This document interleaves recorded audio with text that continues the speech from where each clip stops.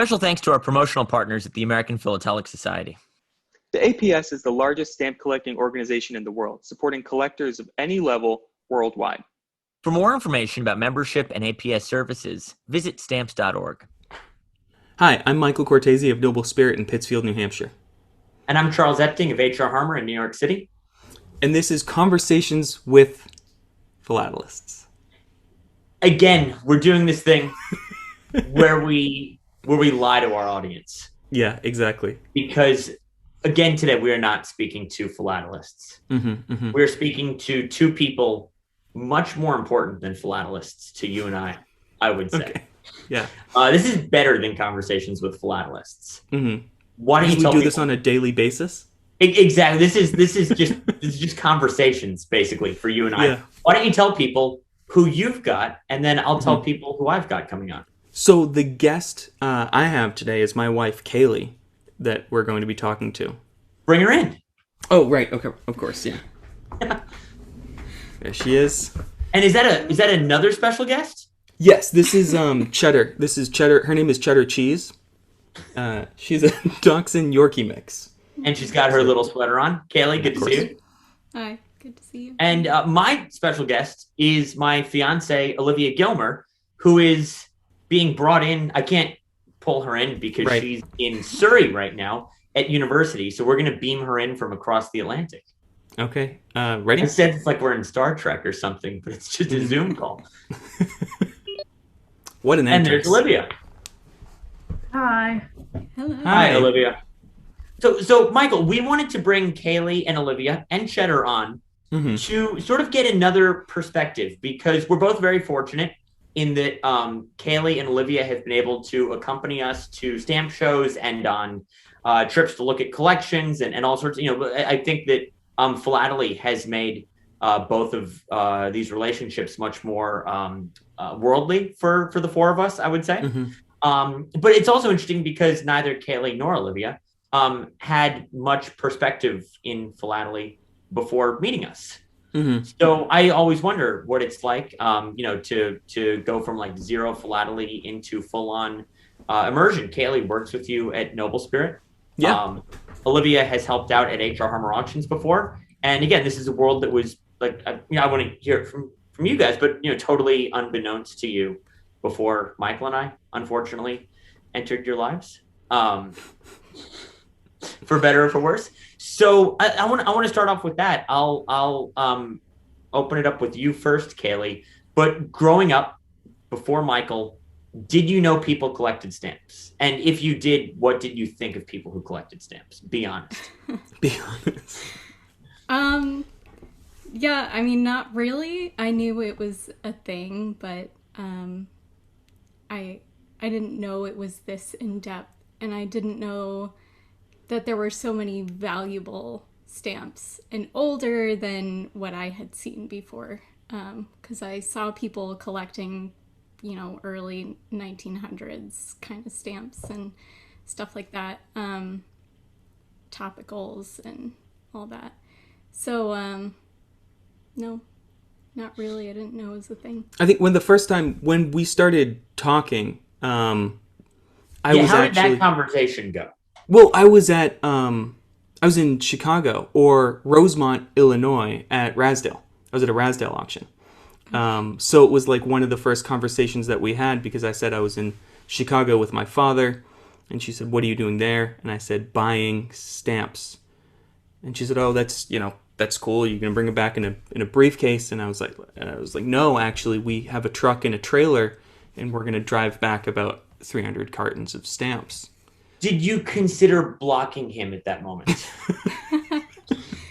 No, I thought it was really interesting, honestly. I did. Olivia, much to our mutual detriment, you are and have always been a collector of stuff. Yeah.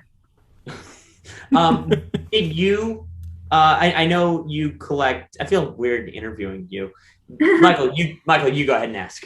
Yeah, so collecting historical items as you do, you like items from that time period. Have you ever come across kind of maybe ephemeral items, so not philately directly related, but in your search for different items, I don't know what you collect entirely, but did you ever come across tax stamps for that, or get the sort of idea that people were collecting things in the stamp community? As a collector yourself, I mean, it must have not been on the forefront of your mind, but you must have known this kind of thing was going on.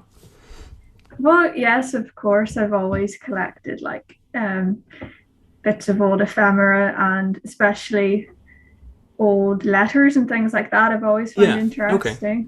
And when I was a child, I was about 8 or 9, and I had a pen pal in South Africa, and I had a little diary. And I used to, when she sent me a letter, I'd cut out the stamps because I just thought it was interesting that it was from South Africa. And I remember they always had interesting birds and things on them. So I still have those. But yeah, I've always, since I was about 14 or 15, when I got my first job and I had a bit of money to sort of spend on whatever, I'd go to the markets in Belfast and antique markets, and just, I loved old letters and old postcards, not even just for the visuals, but I liked when it had a kind of story on the back. I liked reading old letters, even if they're a bit mundane, still interesting to me. That at one point that was actually happening. Somebody was really writing about their day, and just little things like that I still find very interesting. And so I will say Google Earthing the addresses and usually find. Oh, I love doing that. Oh, I do that all the time. Oh, I can spend hours doing that, and it makes me so sad. You know, when there's a postcard to an old house, an old address, I'd see if the house is still there. I don't know why I find that so fun. I can do that for hours. Like, oh, is it still there? Is it a car park? Is it Tesco's? Yeah. No, that's interesting. So at any point did you consider venturing outside of just the stories on the envelopes and investigating the stamps on them as well, or was it more specifically for the stories and the place that they've been in the old locations? I think the stories, I'd never really considered the stamp aspect. I think I didn't even really know the word philately until relatively recently. So not really, but now I find it interesting. Interesting. So a little bit of background about how Olivia and I met for the first time. We met online, and then our first in-person meeting, we met in, I've probably told this story before, but we met in London. And literally within like an hour of meeting, we went to the original location of H.R. Harmer on Bond Street in London. So where my company had been founded in 1918. And then this sounds like a great first date, I know.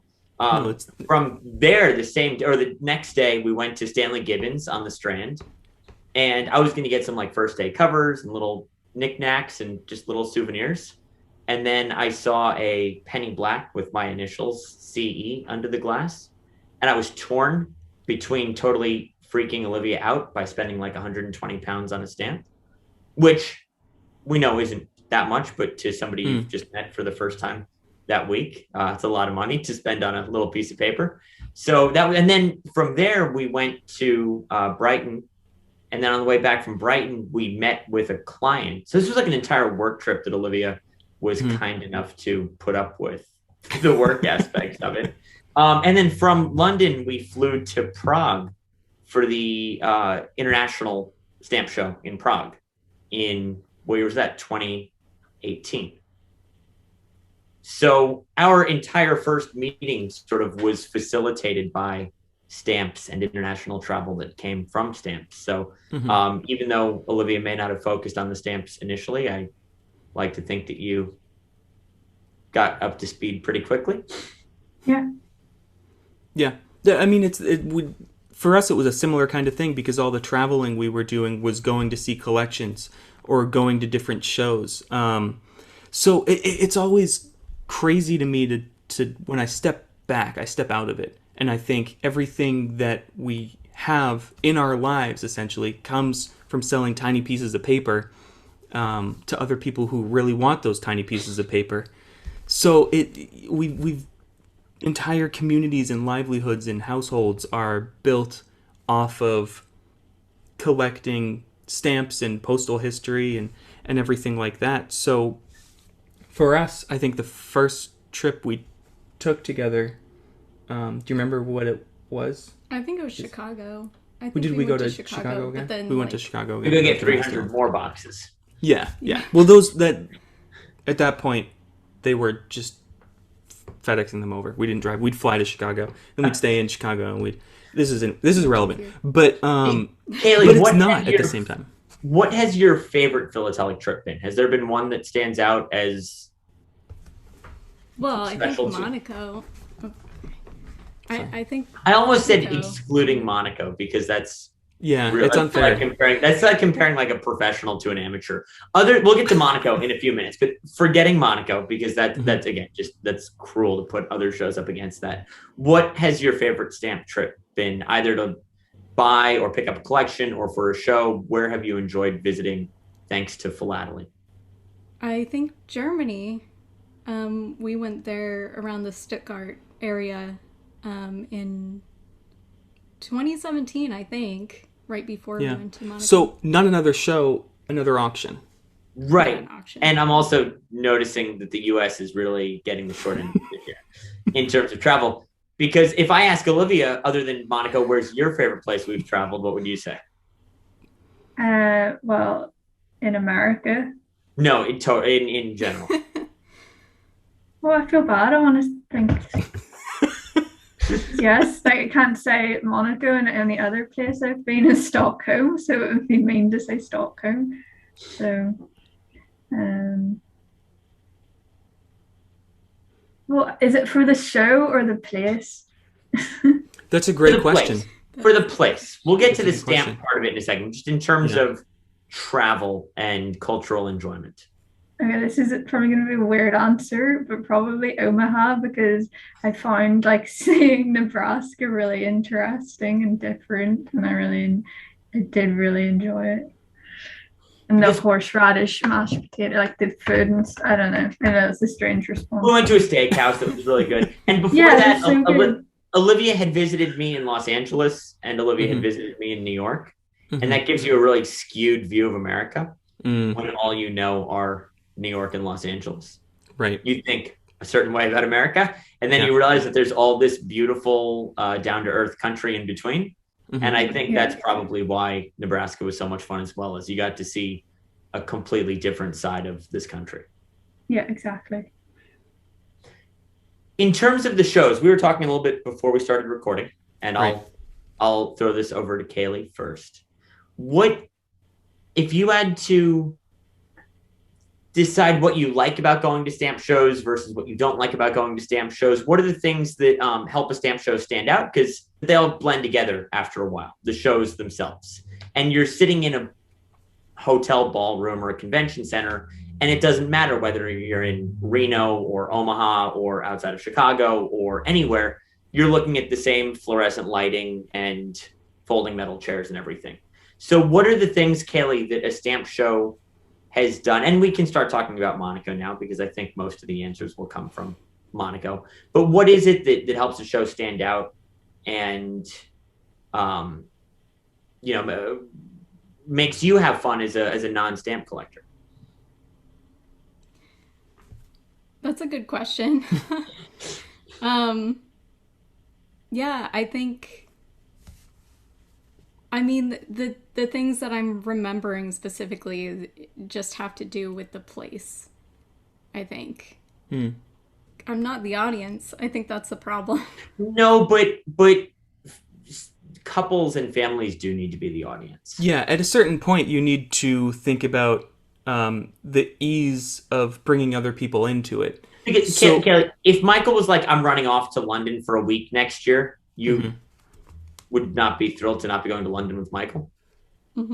So in that regard, you are the audience. They have to make it as appealing to you as to Michael.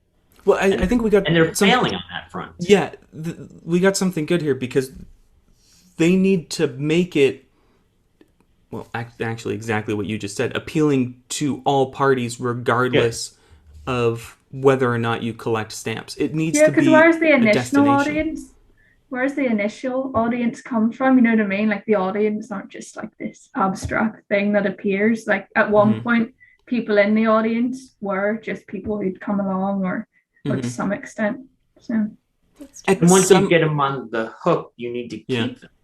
And how you keep them is by making spouses and children want to go to a stamp show as well.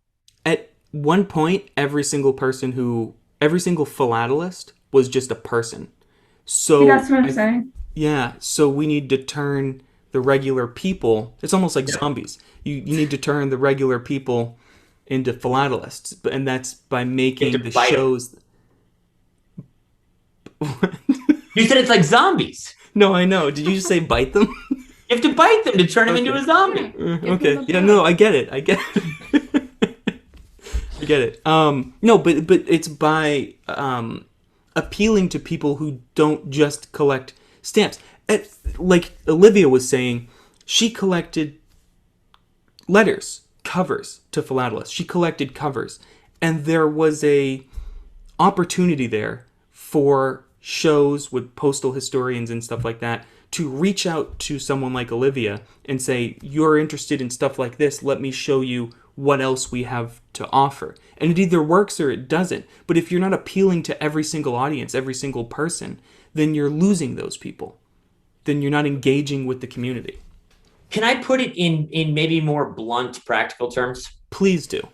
To get somebody to go to a stamp show, you're asking them to spend a lot of money to travel on airfare and hotel typically in order to go somewhere where the main attraction is spending more money. Yeah. You're asking somebody to travel somewhere to buy stuff. It's not like you're going to a concert, or it's not like you're going to a national park or something. You're going somewhere to spend more money. And this entire process is made so much easier when you're not doing it with opposition from within the home, I would say. Yeah. Yeah. So if stamp shows are viewed as this sort of boring or redundant experience, Olivia, you're not going to want to go with me. And then my options are not going to the stamp show or going alone, which is not a sustainable option, realistically. Yeah.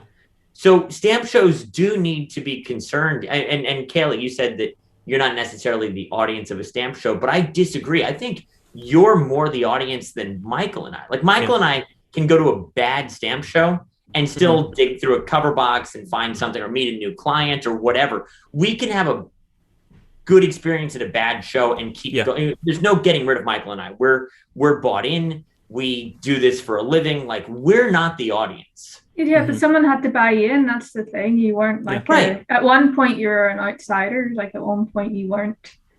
To say, the audience, it's not like the audience just exists. Like you should be appealing to outside the audience to create an audience. And that's a fantastic point, because Charles, what got you involved? It was Monaco. It was going to Monaco, and Kaylee went to Monaco in 2017. Olivia went to Monaco in 2019. I hope we're all going to Monaco in 2022, right? Yeah. Thanksgiving be darned. I don't want to curse on conversations with philatelists. But Monaco is the perfect example, because Kaylee and Olivia, what do you remember about Monaco? Not the show, Monaco in general.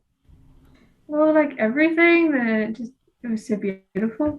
The walks and the dinners and the dinners is what I was hoping you would say. Yeah. The dinners with the dinner with the prince, and the dinner. One year there was a dinner on a ship. There was a dinner at the Oceanographic Museum, and this and that. These are all part of the show.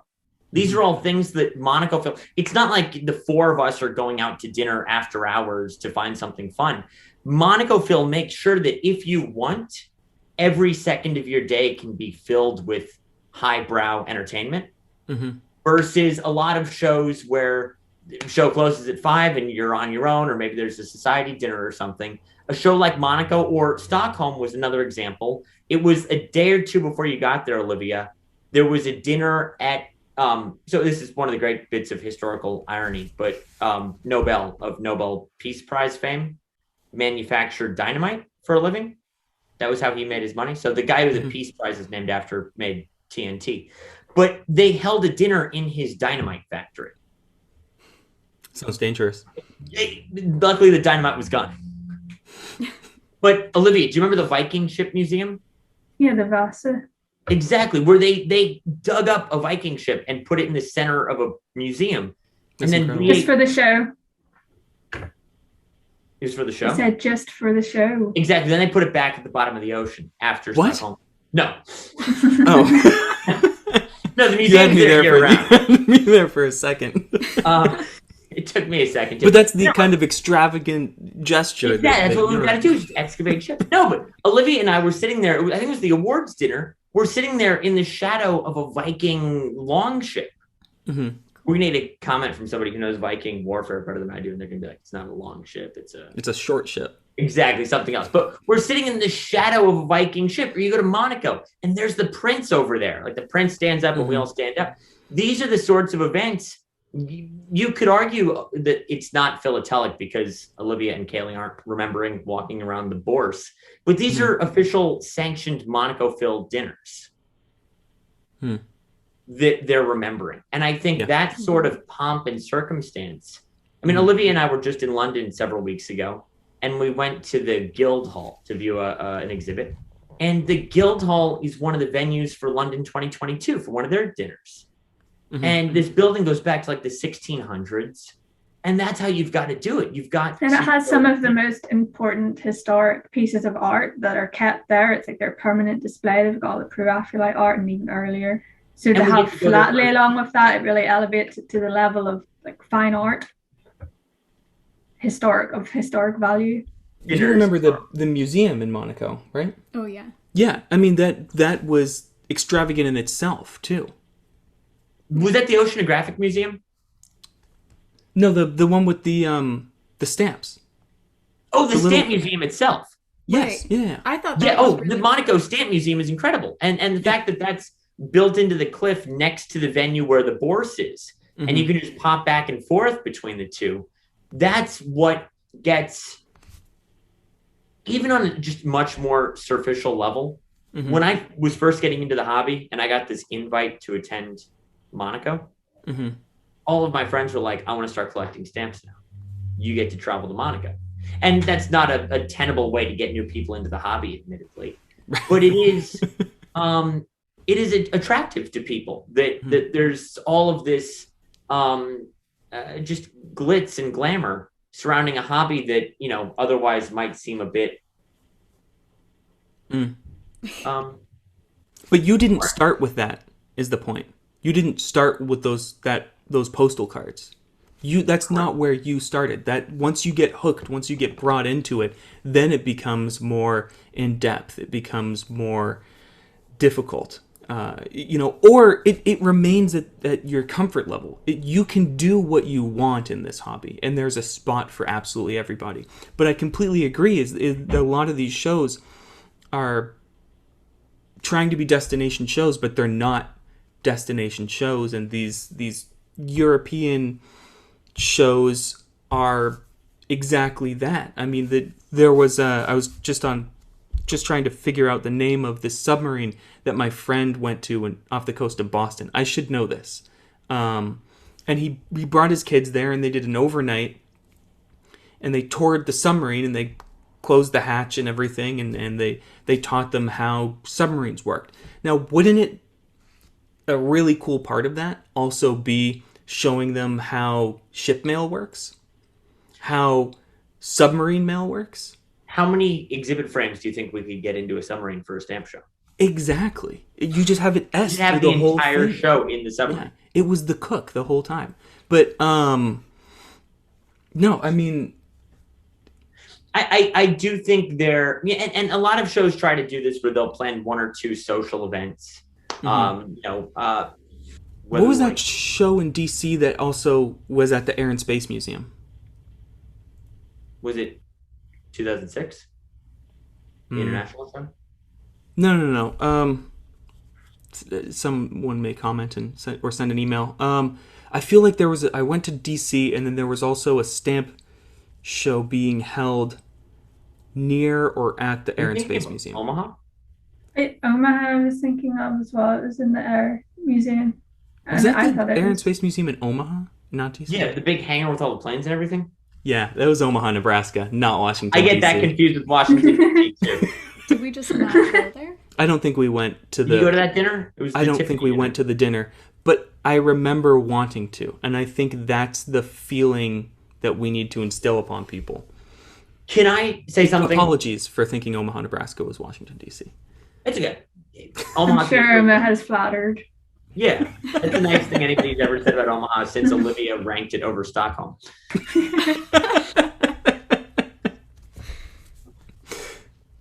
I feel like there are oftentimes events at stamp shows. I can't even think of a specific example of this, but I just feel like at shows I often see that there are events, whether it's like a bus sightseeing tour or a boat tour, that are specifically tailored towards spouses. Mm-hmm. And I feel like this can also have the opposite effect. They're ostensibly trying to make the show more welcoming towards non-stamp collectors. Patronizing, maybe. It is. You're like othering them. You're like, you don't get to go to a stamp show. You're going to be on a bus all day. Or almost saying like the best thing about being at a stamp show is not being there. Leaving. Exactly. Whereas at a show like Monaco, you want to be at every Monaco event. Yeah. You don't want to go do your own thing because they're providing events that are equally intended for the collector and the non-collector alike, I feel. Mm-hmm. Whereas, you can just make somebody feel so, I don't know, it's like so insignificant at a show, I feel. By being like, all right, like, we'll see you in 4 hours. I'm going to be here sitting at a dealer table spending money. Do you think it's like that in other hobbies as well? I mean, it can't just be stamps. I think that probably is. You collect other things also, so do you also go to other venues where you see this happening? I don't think so. I don't think I could like vintage clothing fairs or something, but there's just no. It's more like young people and just young girls, so it's not really an issue of like what to do with your husband. Like it's not a non-issue. So I like that. It's funny. Question for Kaylee, more so than Olivia. Kaylee, you have worked at stamp shows with Michael. Yep. What has that experience been like for you? It's one thing to go wander around the show and then get to go out to a nice dinner afterwards. But when you're actually behind the booth, on behalf of Noble Spirit, what is that like as somebody who, again, came into this industry through Michael and, maybe, you're still a new face to people. What is it like for you as a staff member at a stamp show? Yeah, I mean, in a lot of ways, it's really nice because I get to meet some customers that I know from eBay and stuff, and it's really nice to actually see people's faces because we don't get that a lot here at Noble Spirit because we're all online. And I don't know. It's nice, and if I get to meet other dealers, like they want to introduce themselves to me, or I go up and say hi to them, then it's nice. It feels like a camaraderie kind of deal. But I don't know. In a lot of ways too, it's kind of alienating because I don't know a lot about the material that we're selling.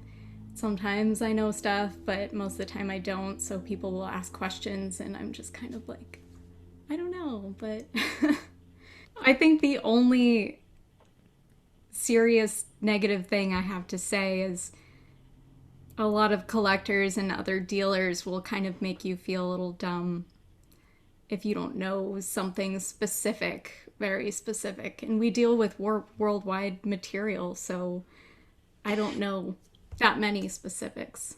And I think this goes both ways too, where you get it from, you're on the back end of the table as a dealer. And I think it goes the other way too, where if a beginning collector, dealers always want to know, what do you collect? Because they want to know whether they can sell you something or not. And if you don't know exactly what you're collecting, or if you're just browsing, if you, maybe don't know how to verbalize what you're collecting, I feel like that, often goes from behind the table to in front of the table as well. I just feel like both for new dealers and for new collectors, it can be intimidating. And I do think we need to be more open-minded and patient and generous with our knowledge. And, I know what you're saying, because it doesn't surprise me about this hobby, but I do think that's something we need to work on that again, can go into this bigger picture of, Olivia, you saying that the audience, the collectors, don't just come from nowhere. We can't count on there being X amount of collectors to attend every show. We need to generate new ones. We need to create new ones. And I think you're exactly right, Kaylee, that there needs to be some more, just sort of we need to stop presupposing knowledge or presupposing, I don't know, there's almost a superiority complex, I feel. Yeah, I think, sorry, go ahead. No, go, please, Olivia. No, I was just going to say, I think we need to, well, not we, the shows need to hold outsiders to a higher standard, because if you try to like dumb it down for people, or kind of say, oh, like you don't understand, like this is complex, like maybe, then it's just going to alienate them. Like you need to, people want to aspire to that, you'd see people who are great collectors, so much knowledge. Like most people will want to aspire to be like that. It takes obviously decades, and it's not possible for everyone, but you should still, keep a high standard. It's not about dumbing it down or, Yeah. There's a guy, we're going to Denver this weekend to buy a collection. And I was on the phone with this guy for about an hour and a half talking about his collection, because usually we don't spend that much of our time flying out to see people who aren't in the New England area unless it's a significant collection. So, but when he was talking about his collection, he'd always do this thing where he'd say, "Oh, you're a professional in the hobby. You know about this thing more than I do. You're an advantage here more than I am. This thing you'll understand better than I am." And I found this guy who had spent the past 60 years collecting specific things, trying to tell me that he didn't know enough about the things he collected. And I just feel like that had to have come from somewhere. I kept saying to him, "No, this is your collection. I'm not at an advantage. You put this together. You need to guide me. There can't be this sort of feeling that there's this knowledge that people are trying to hide from each other." I think that is something we face often in the hobby as well, is that auction houses or dealers are holding back knowledge they have about specific items when taking on consignments or purchasing things. It's not something, I think unfortunately it's something that's happened in the past, but it's not something that should be continued, and something that we definitely don't try and continue. As he kept saying, you're going to know more about this than me, you're at an advantage. And if I'm a dealer going in to buy a collection like that from someone who isn't super knowledgeable about something that he has, it's my job to inform him or give him the information on the material that he has in front of him, in order to both not only just educate him, but be fair to both parties in purchasing the material. So that kind of went off on a tangent, but we've never done that before, Michael. No, I know. No, it's up to the people who kind of know something about something to let other people know that thing without it making them feel bad, demeaning. Yeah, without, like Olivia said, "Oh, this is specialized. This, you won't understand this." It's about explaining it to someone in a way. We have those conversations all the time. Charles, you'll call me and you'll say, "Did you know this about this thing?" And I'll say, "No, I don't know that about 1929 postal cards." And because you're like looking at them at the time, and then you'll explain to me this thing that you're working on at the moment. But it's this very fluid exchange of information, and I feel like it happens in some places and not others. I agree completely, but I don't want people to think that we're just complaining about stamp shows. So, Kaylee and Olivia, if you could go to a stamp show anywhere, where would it be? Anywhere. I don't know what you mean, like one that I've been to previously, or any that exists? No, anywhere in the world that exists. Do I have to know? Like, I don't know exactly which countries have stamp shows. There doesn't have to be a pre-existing stamp show. You get to found your own stamp show in any city or any part of the world. Uh, And you have unlimited funding to pull it off. Ooh. like either Belfast or just because I think that would be funny, or or like St. Petersburg or something, or Budapest, somewhere like that. Kaylee, for you? I don't know. That's a really hard question. And Olivia said Belfast. You're not allowed to say Concord, New Hampshire. They have some. I mean, they're more in Manchester, but I mean, honestly, I've never been to Ireland, and I've always wanted to go. So yeah. So that'd be Belfast. awesome. Surrounding Belfast. Right? Yeah, Belfast, whatever. Yeah. No, I think it, bringing it back to what you had just said previously, I think there's a lot to learn from looking outside the hobby. And I do think that the fact that now again, Monaco is special. It's different. In a different really, league. Yeah, it's not fair to compare it to anything else. But there is no American analog to the Monaco show. Not even the international shows, you'd say? But those are every 10 years. Monaco happens 5 times more frequently than the international shows. Yeah. So there's no American analog to the Monaco shows. And even, to say to you, Kelly, what's your favorite stamp trip? And you've been all over just to stamp stuff in the US, but to immediately go Germany. I think it shows that we can learn a lot from European philately. Michael, we've discussed this with George James, with Marcus Orsi, with Ricky, with Victoria, with people all across Europe. We've looked at how they're doing things and how there's a lot for us in America to learn from that. Olivia, your stamp experiences have been Stampex, Prague, Stockholm. We're doing London again next year. It's been very Europe-centric.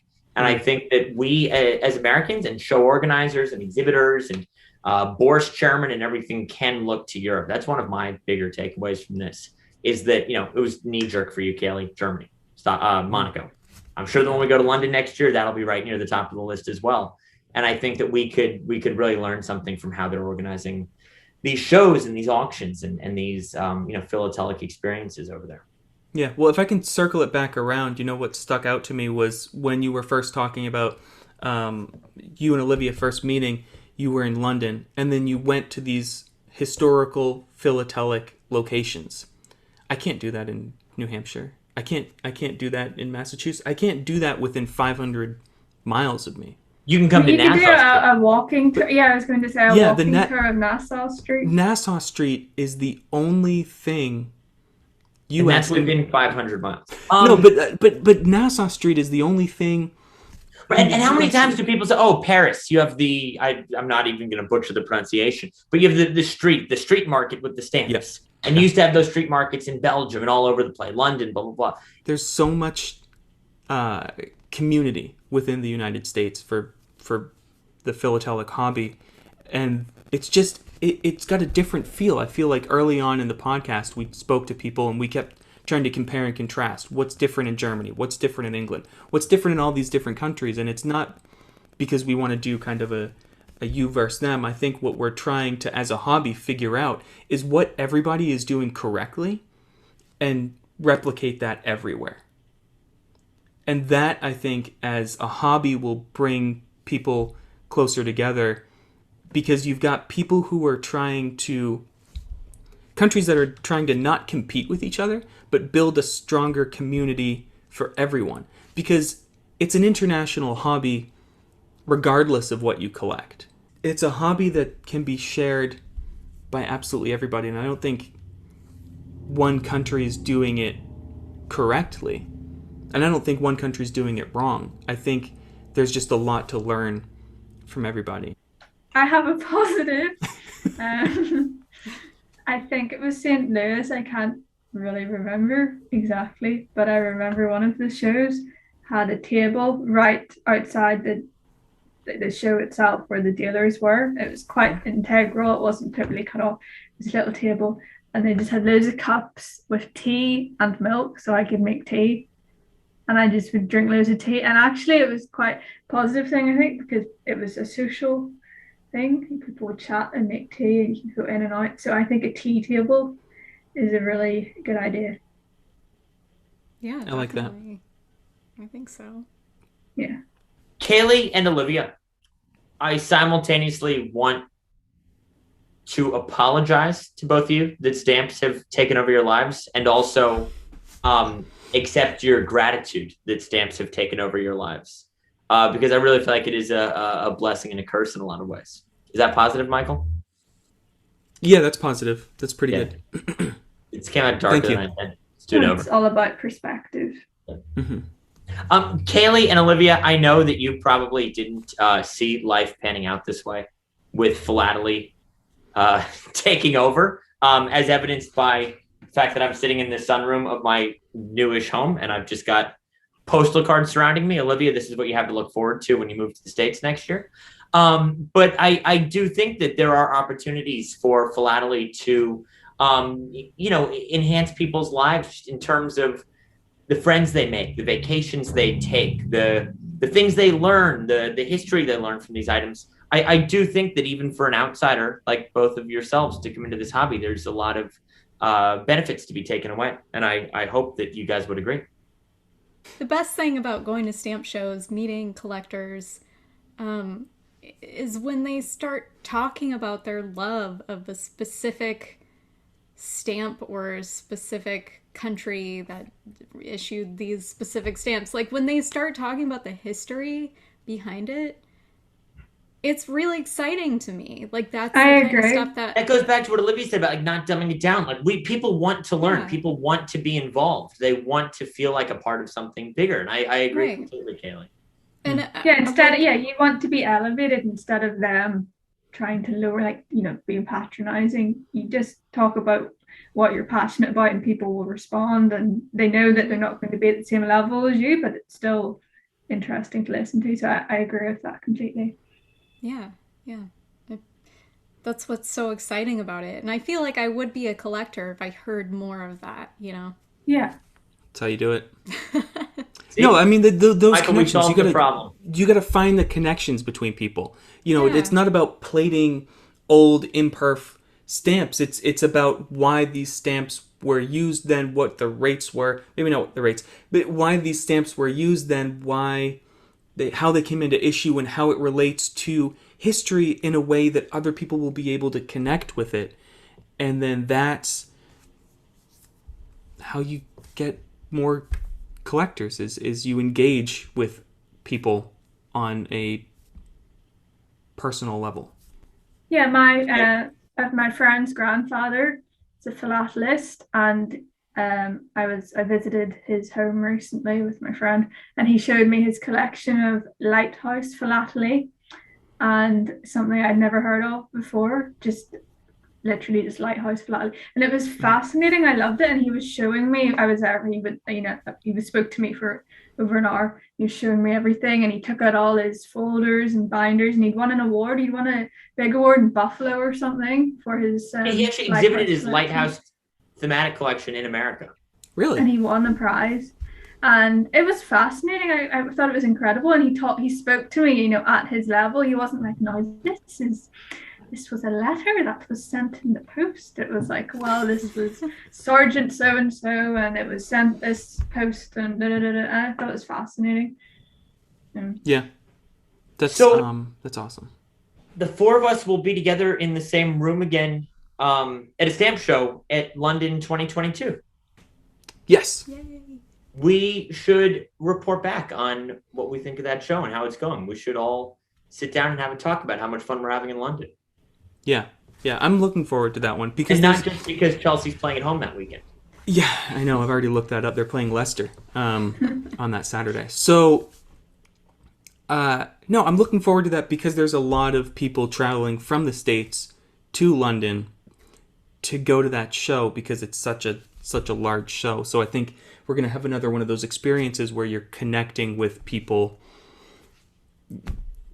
in the same hobby, but thousands and thousands of miles away. Like the first time I met Charles was in Monaco. We had to fly 1,500, 2,000 miles away in order to meet. Yeah. And then the next time I saw you was in New York. And then the next time I saw you was in Omaha. And then it wasn't until much later that we actually started meeting like not having to travel to a stamp event. Yeah. So, excellent. Kaylee, Olivia, thank you for joining us. Thank you for giving Michael and I get so wrapped up in this world. Thank you for keeping us grounded and providing us with some outsider insight, which we need more often than we realize. Yeah. Good, thanks. Bye. Bye. Bye, Olivia. Well, that was fun. That was a lot of fun, Michael. I'm always glad when you and I can turn a conversation we would have otherwise had into a podcast episode. That was the entire point of this show. Exactly. I was going to be on the phone with Olivia anyways. May as well let other people in on it. Hopefully we wouldn't have talked about stamps the entire time. This was genuinely a lot of fun to be able to have Kaylee and Olivia on in like an official capacity. Like, we talk to them off the record about these things so much, but it is fun when you put them on the spot to hear, like, and I never, I've known Olivia for so long now. You don't think to ask her, like, what did you think about stamps before you met me? Or like, what do you think about a stamp show? It's one of these things you sort of take for granted. I'm sure it's similar with you and Kaylee, that you don't necessarily talk about this stuff in your free time because you have to deal with it all day. But we work together. Right. And when you're home, like watching, like the version of Star Wars without any of the special effects, like, you don't want to talk about stamp shows. No, you just want to watch Star Wars. Exactly. Without the special effects. I liked this a lot. I think it's interesting. I think it opens a dialogue, I hope with other people as well, that things do need to change in some places. American philately is incredibly inclusive in some spots. No, I agree that there are certain things we're doing great and there's certain things we can learn from, but we shouldn't always just ask ourselves, what do we want to do better? It shouldn't be like, Michael, let's talk to the dealers. Let's talk to the people who go to stamp shows who aren't already bought in, who we have to win over, who we have to convince that these events are worth going to. It's not you and me. You and me have no problem going to an airport hotel in some random part of the country and spending 2 or 3 days doing nothing but stamps. We're the easy ones. Yeah. How do we get those other people in? Especially the ones who mean so much to us, like Kaylee, like Olivia. Yes. Yeah. No, I completely agree, because it makes things easier. If you've got someone who wants to go with you, it's the best. To a destination. It's the best. If Olivia was like, hey, let's go to the stamp show, which she does sometimes when it's somewhere beautiful in Europe, that is the best. Yeah. So, as always, Michael, this has been a lot of fun. We're on Google, Apple, Spotify podcasts, all the podcast services. We're on YouTube. True. We are on the web with philatelypodcast.com. Thank you. Like it's 1996. We've got our own website. We're on the internet. We have an email. It's philatelypodcast@gmail.com. We're also on Twitter. We're also on Twitter. Yep. Find us at Michael J. Court and at Charles L. Epting. If you want to see my cat sleeping on a stamp album, follow me. You posted that? I haven't been on Twitter today. You should go I am on Twitter, but I haven't been on Twitter today. You should go check it out, man. I'm gonna go. I'll like it and I'll retweet it. Thanks, man. I'll talk to you real soon. Yeah. See you then.